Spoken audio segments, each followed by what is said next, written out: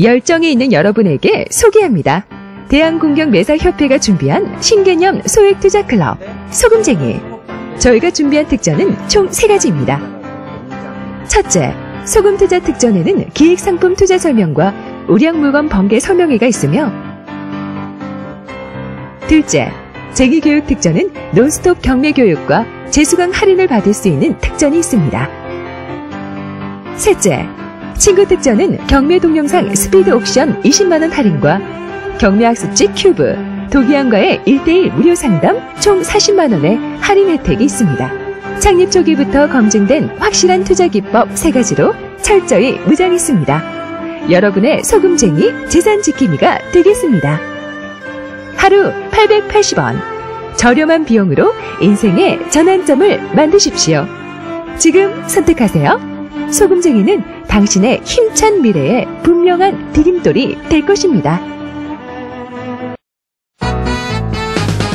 학원 경매 배워봐요. 실전 경매 특별함이 있어요. 입법 선수 협회에서 만나요.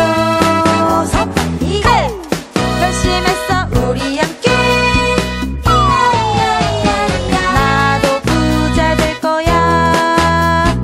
대한공경매사협회. 부자 되는 지름길, 가난 탈출 프로젝트 도기안의 경매왕. 지금 시작합니다. 집중하세요. 쉿. 네, 안녕하십니까. 도기안입니다. 도기안의 경매왕이죠.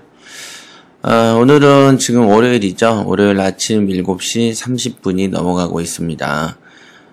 지금 현재 시간은 그렇고요. 지금 저저번 주죠. 벌써 그때 소금쟁이 그 발대식이 토요일 날 있었습니다. 그 뒤에 이제 그 소금쟁이들의 관련 그 첫 공투의 시작이기 때문에, 공투 물건에 관련해서 여러 가지 이제 공지도 하고 펀드 모집 이런 것들도 제가 알려드려야 되는데, 한 주간이 어떻게 흘렀는지 모를 정도로, 정신없이 흘러갔습니다. 그러다 보니까 제가 공지를 드릴 시간도 없었고요. 그 다음에 저희 그 대한공경매사협회에서 내부적인 어떤 문제들이 좀 몇 가지가 있어서, 이제 지사 관련한 문제들도 좀 있었거든요. 그래서 조만간 한두 달 안쪽에는 지사의 변동이 있을 것으로 미리 말씀을 드립니다. 지사의 어떤 그 책임을 다하지 못한 지사가 한 군데 있어요. 그래서 그런 곳에 대해서 어떻게 처리를 할 것인지에 대해서 여러 가지 이 의견도 많았고 여러 가지 사람들의 어떤 성격들이 다 표출되는 것을 한 주간에 다 겪어봤습니다. 이 경매 투자의 길은요, 어차피 혼자 시작해서 혼자 가는 것이다라는 것을 저는 익히 알고 있습니다만은, 실제로 이렇게 좀 시간이 올해 한 10년 지나고, 다양한 형태로 변하다 보면 그 변화에서 그 변화된 자체가 진짜의 모습인 줄로 알고 있다가 어떤 이제 커다란 충격과 그 다음에 어떤 문제를 발견하거나 부딪혔을 때 다시 우리는 옛날에 썼던 방식이 정말 좋은 것이었구나라는 것을 알게 되기도 하죠. 우리가 그런 경우를 흔히들 뭐라고 합니까? 초심으로 돌아간다. 이런 말씀을 하죠. 저는 사업을 시작을 해서 지금까지 진행하면서 초심을 잃지 말자라는 생각 정도는 기본적으로 갖고 있었습니다만은, 초심을 가지고 있는 단계에서의 어떤 사고방식과 행동 양식은 사실 변화되는 것을 많이 느낍니다. 그렇죠. 그래서 우리가 여러분들한테 제가 말씀드리고 싶은 것은 경매를 처음 공부를 하시겠다라고 마음을 먹는 그때 그 순간 그 마음을 최대한 지키시라라고 말씀을 드리고 싶네요. 그 마음을 지키지 않으면 결국은 변화가 되는데 그 변화가 안 좋은 방향으로 움직이게 되어 있습니다. 사람들은 어떤 우리가 문명을 발전해 오지만 실제로 문화도 발전을 해야 되는데 문명만 발전하다 보면 언밸런스를 맞이하죠. 그 다음에 사회적 갈등을 야기하듯이 우리가 이제 돈을 벌려고 경매를 선택을 했지만은 돈만 벌리는 것이냐 아니면 돈과 함께 정신의 세계도 같이 성장하는 것이냐 이거에 대해서는 우리가 한 번씩은 생각해 볼 문제이죠. 제가 경매 투자는 왜 하십니까? 돈 때문에 한다라고 얘기를 드렸지만은 실제로 그 안에는 돈을 벌기 위해서 한다라고 말씀드린 그 말 안에는요, 깊은 뜻이 있습니다. 돈을 번다는 것은 돈만 벌리지는 않기 때문이죠. 특히 경매라는 분야에서는 더욱 그렇습니다. 돈만 벌리진 않고 경매 분야에서 돈을 많이 번다는 것은 그 사람의 인생관이 좋아야 된다라고 했던 거 기억하십니까?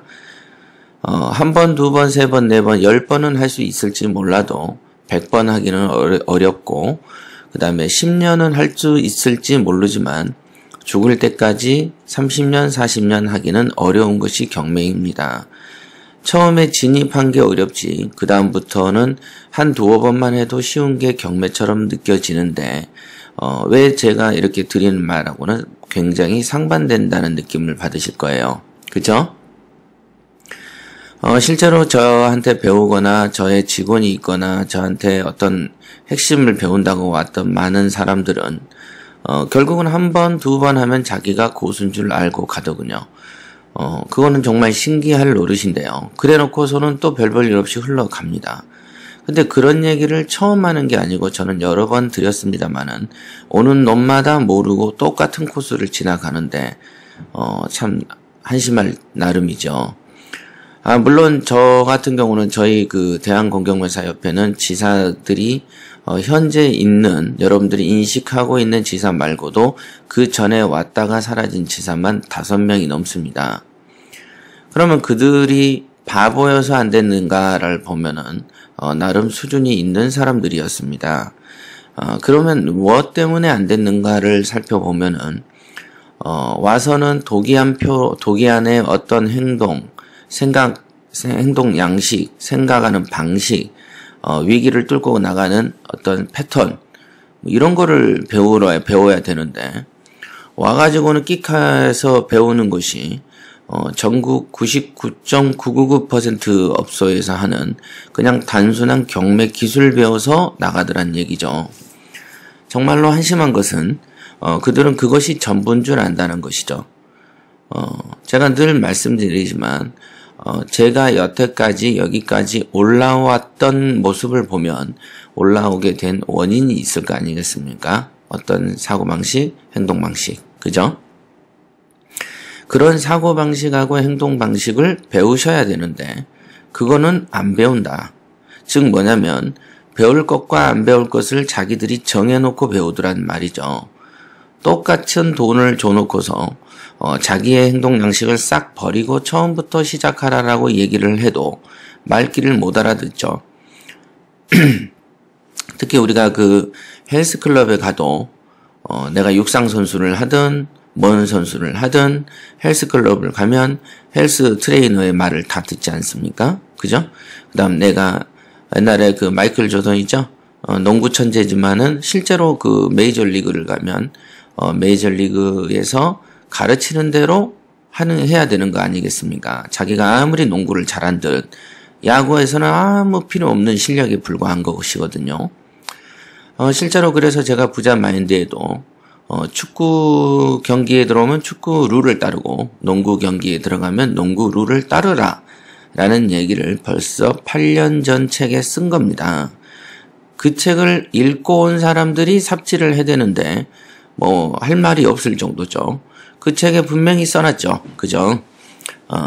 어떤 자신을 버리고 이곳에 오면 이곳의 룰을 따라야 된다. 그거는 로마에 가면 로마법을 따라야 된다라는 아주 기초적인 상식에 불과한 것인데 그것도 지키기는 어려운 모양입니다.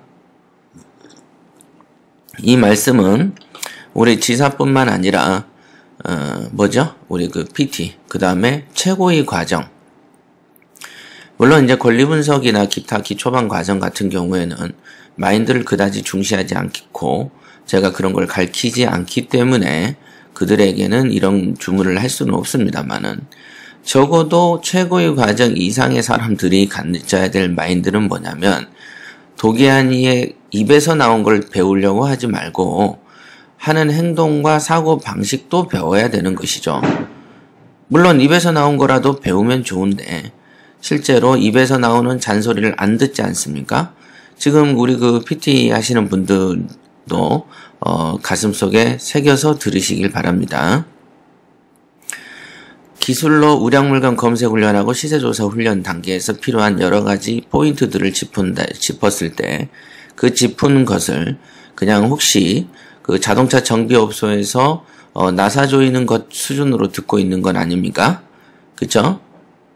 그 기술 정도를 들었으니 그건 나중에 하면 된다. 혹시 이런 생각 하시나요? 지금 그 경매 그 PT 과정을 진행하다가 한동안 이제 매너리즘에 빠지는 과정을 겪게 되죠.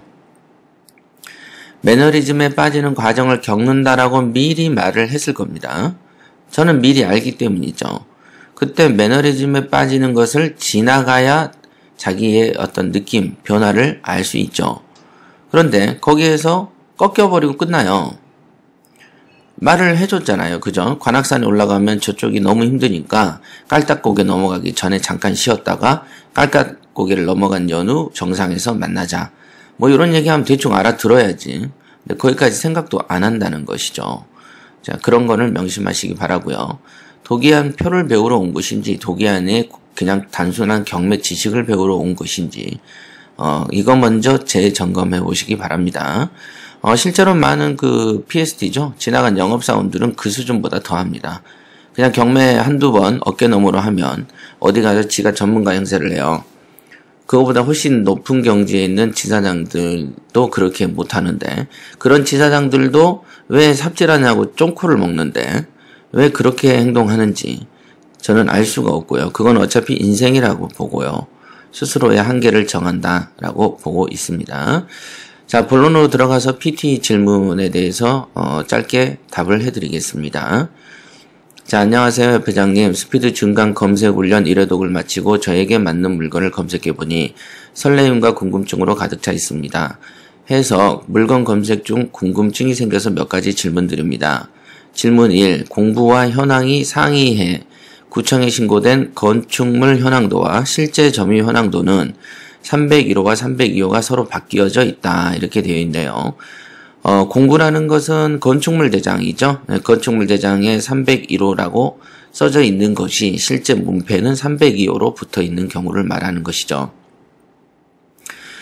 향후 점유 현황 301호에 대한 소유권 취득으로 인정될 여지가 있거나 인도소송을 해야 할 가능성이 있다고 매각 물건 명세서에 나와 있는데 낙찰 후 법적인 문제와 매수인의 자세는요. 예. 공부상 301호가 매각되는 것이기 때문에 공부상 301호를 사는 것이 되겠습니다. 그죠? 그러니까 문패상 302호가 붙어 있는 그 물건을 소유권을 행사한다라고 보시면 되겠습니다. 그러니까 공부상 301호라고 써져 있는 문패상 302호를 취득하는 것이기 때문에 당연히 뭐 점유 현황 301호에 대한 소유권 취득으로 인정될 여지가 있거나 이거는 불가능한 논리죠. 그런 글을 매각 물건 명세서에 써놓은 것은 그냥 그 법원에 일하는 직원이 아무 책임을 지지 않겠다라는 자신의 마음을 표출해 놓은 것에 불과한 것입니다. 301호를 판매한다는 것은 공부상, 등기부 등본상 301호의 권리자가 공부상 301호를 매각하는 것이기 때문에 현황 302호가 어떤 물건이냐는 별로 중요한 건 아니죠. 결국은 301호를 산다라고 보시는 거고요. 문패가 중요한 것은 아니다라고 보시면 되겠습니다. 질문이 경매 물건이 MPL 물건이며 채권자가 유동화 회사로 변경되었다고 나오는데 입찰 참여 시 낙찰 후 어떤 관계가 있는지요? 예, 낙찰자 입장에서는 아무런 관계가 없습니다. 그냥 단지 채권이 양도된 것에 불과하기 때문에 낙찰자는 관계없다라고 보시면 되겠습니다. 질문 3. 임차인 전입일이 소멸 기준보다 선순위여서 대항력은 있지만 배당 요구도 하지 않고 확정일자도 없다면 입찰자 입장에서는 보증금을 주변 시세에 맞추어서 인수한다고 생각하고 접근해야 하는지요? 이렇게 물어보셨네요. 이런 경우 많죠. 임차인의 전입일이 선순위이고 대항력이 있어 보이죠. 그러나 배당 요구나 확정일자가 없다면 통상은 이제 위장 임차인이라고 분류되는 것처럼 뭔가 진정한 권리를 가진 임차인이 아닌 것으로 추정하기가 쉽습니다. 하지만 이 임차인이 소유자와 어떤 내막이 있어서, 물론 경매를 진행하다가도 얼마든지 짤 수 있죠. 그런 내막이 있어서 경매 어떤 위조된 임대차 계약서를 갖고 나올 경우에는 우리는 그 금액에 대해서 법으로 다투든 뭘 하든 많은 시간과 노력을 해야 되는 경우도 있습니다. 그리고 이런 임차인이 있으면은 특별하게 대출을 좀 안 해주죠. 아무래도 대출을 안 해주다 보면 우리의 수익 구조는 악화되기 마련이죠.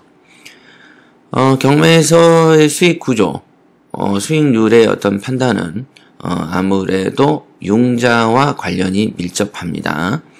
그러니까 융자를 저해할 수 있는 요소, 즉 선순위 임차인이 있어 보이는 물건 같은 경우에는 조심하셔야 되겠죠. 네.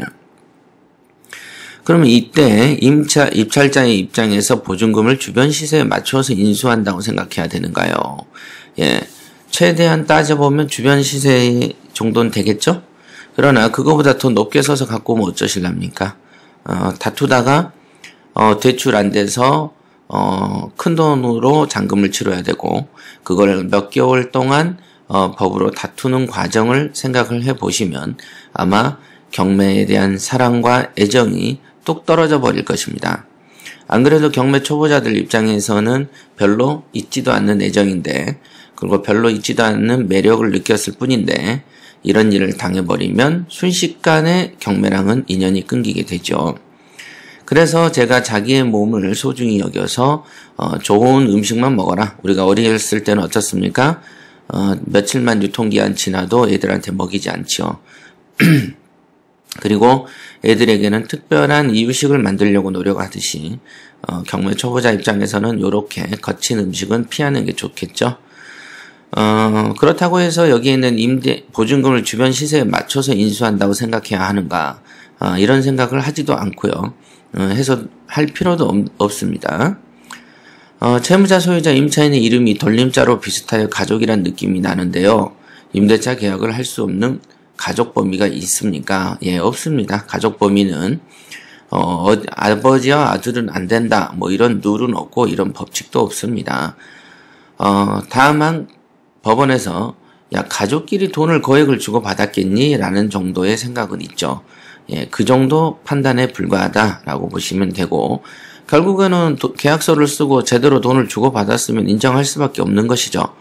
그러니까 경매가 이미 2, 3년 이후에 진행될 걸 예정을 해서 미리미리 돈을 주고받았다고 할 수는 없는 노릇이니, 실제로 경매가 진행되기 몇 개월 전에 있었던 일이라면은 의심을 해볼 여지도 있겠습니다만은, 미리미리 이런 사안이 계약이 이루어졌다면 법원 입장에서도 그 진정성을 부정하기는 힘들 걸로 보입니다.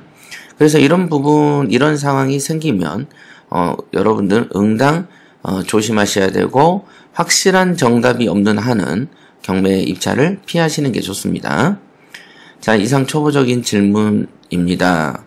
사무실에서 난로 피우고 검색 중인데 발이 시렵네요. 추운 날씨 속에 협회장님도 감기 조심하시고 건강관리 잘 하시기 바랍니다. 네. 안 그래도 며칠 전에 술을 마시고 새벽에 또 일찍 나왔더니 입 주변이 어떤 멋이 더 나는 거 있잖아요. 포진 생기는 거. 요런 게 한번 생기면 일주일씩 가죠. 예. 일단은 조금 몸의 컨디션이 좋지는 않는 것 같습니다. 자, 앞서 서두에 말씀드렸던 여러분들 학습하는 입장에서도 제가 조언을 드립니다만은, 그냥 저하고 인연이 돼서 학습이라는 단어가 끝나기 전까지는요, 그냥 시킨 대로 하시기 바랍니다. 공부해라 그럼 네, 밥을 먹으라 그럼 네, 뭐뭐 하라 그럼 네, 요렇게 하시기 바랍니다.